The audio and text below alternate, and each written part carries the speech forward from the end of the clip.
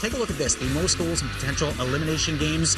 David Pastrnak, he's got 8 seconds, or third only to Peter McNabb and Brad Marchand, who tops that list as far as Bruins history goes. Huge moment in this game. They had to have it. David Pastrnak, like you mentioned, just his second goal of this series, but no better time to pick up number 2. No question about it. And I'll tell you, you go an entire regular season, and when you forge your success based around production from certain people, like a Pastrnak, like a Morgan Geekie, you really need these guys to kind of come through for you at key moments during a 7-game series. And you got to give Pasta all kinds of credit. I mean, a coveted reputation to have, and the graphic bears that out. The ability to elevate your game when it means this much to your team, staying alive to fight another day.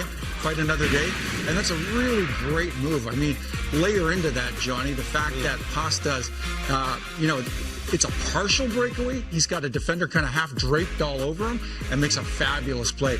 Cuts inside, goes to his forehand, and then just tucks it around the backside of Lyon's pad. Yeah, the edge work. Yeah, with really Samuelsson on his back. He's a big guy himself to hang in there, slam on the brakes. I mean, watch his left skate. Like, that is elite level stuff.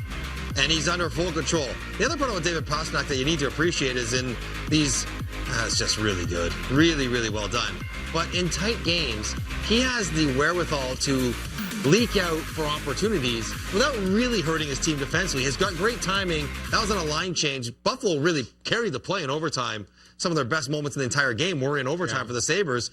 But David Pastrnak recognizing line change, turnover at the offensive blue line, which you never want to do if you're the Buffalo Sabres, and you have the one guy on the team you don't want to slide in behind them, times it and was onside by quarter of an inch. Just a bit of a skate blade hanging there, but it was good. The finish was good. And now Boston back to Boston and a chance to redeem what was a poor game 4 with another series extending game. Yeah, timing everything for David Pastrnak. 4 goals now in his last 6 elimination games. So he's got that clutch gene going for him. You talk about a bounce back. This team had to bounce back after that last performance on home ice. How about Jeremy Swayman? We saw him get pulled in that previous game, kind of call out his teammates there verbally, gave them the business. Boy, did they bounce back, and boy, did he bounce back. Yeah, I mean, obviously, Boston's not going anywhere ever without Jeremy Swayman being excellent. That's part of how their team is built, and he was fantastic in this game against Buffalo. So you know what it's like, and Jeremy Swayman has nothing to apologize for as far as getting after his bench last game, because they deserve to be yelled at. But when you do that, you put yourself out there a little bit. You better respond.